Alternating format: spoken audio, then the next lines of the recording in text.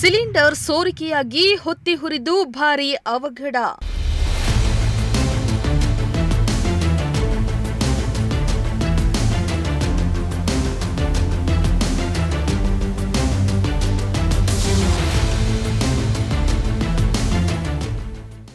ಆತಂಕದಲ್ಲಿ ಮಕ್ಕಳು ಹೊರ ಓಡಿದ ದೃಶ್ಯ ಸಿಸಿಟಿವಿಯಲ್ಲಿ ಸೆರೆ.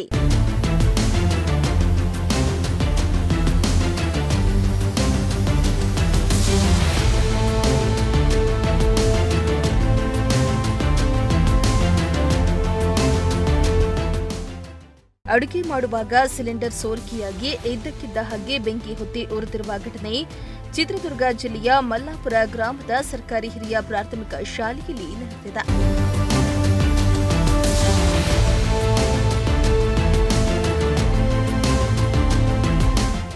ಸರ್ಕಾರಿ ಶಾಲೆಯಲ್ಲಿ ಬಿಸಿ ಊಟದ ವ್ಯವಸ್ಥೆ ಇರುವ ಕಾರಣಕ್ಕೆ ಅಡುಗೆಯನ್ನ ಮಾಡಲಾಗ್ತಾ ಇತ್ತು.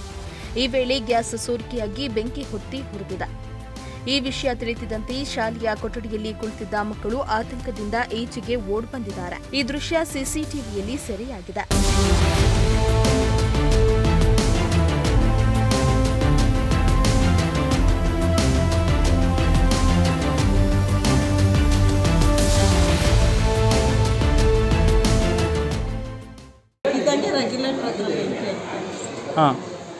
ಜೋರಾಗಿ ಉರಿಯೋಕ್ಕೆ ಶುರುವಾಯ್ತು. ನಾವು ಆಫ್ ಮಾಡೋಣ ಅಂದರೂ ಆಗಲಿಲ್ಲ.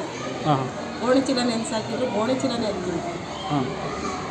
ಏನಾಗಿತ್ತು ಹತ್ಕೊಂಡ್ಲಿಕ್ಕೆ ಏನು ಕಾರಣ ಏನನ್ನೋದು ಗೊತ್ತಾಗಲಿಲ್ಲ. ಅವಾಗಿನ ಹೊಸ ಸಿಲಿಂಡರ್ ಹಾಕಿದ್ವಿ, ಹಳೇದು ಸ್ವಲ್ಪ ಇತ್ತು, ಖಾಲಿ ಆಗ್ತದೆ. ಅದು ಖಾಲಿ ಆಗ್ತಿದ್ದಂಗೆ ಇದನ್ನು ಹಾಕ್ಕೊಂಡು ಹೊಸ ಸಿಲಿಂಡರ್ ಸ್ವಲ್ಪ ಹೊತ್ತಿಗೆ ಅಂದರೆ ಅದು ಸಿಲಿಂಡರ್ ಸಮಸ್ಯೆನಾ ಇದು ಪೈಪ್ ಸಮಸ್ಯೆನಾ ಏನು ಒಲೆ ಸಮಸ್ಯೆ? ಇಲ್ಲ ಸರ್, ಪೈಪಲ್ಲಿ ಮಾಡ್ತಾನೆ ಇದ್ವಲ್ಲ ಸರ್ ನಾವು.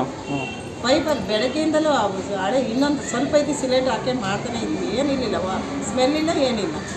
ಈ ಹೊಸದು ಹಾಕೊಂಡಾಗಲೇ ಹಂಗಾಗುತ್ತೆ ಸರ್. ಏನು ಮಾಡಿದ್ರು ಅವಾಗ ಇಮಿಡಿಯೇಟ್? ಏನಿಲ್ಲ ಸರ್, ಒಣಚಿರಂಗ ನೆನೆಸಿ ಹಾಕಿದ್ವಿ, ಏನಾದ್ರು ನೀರು ಹಾಕಿದ್ವಿ. ಎಲ್ಲ ಆತಂಕ ಆದ್ರ, ಭಯ ಬಿದ್ರ?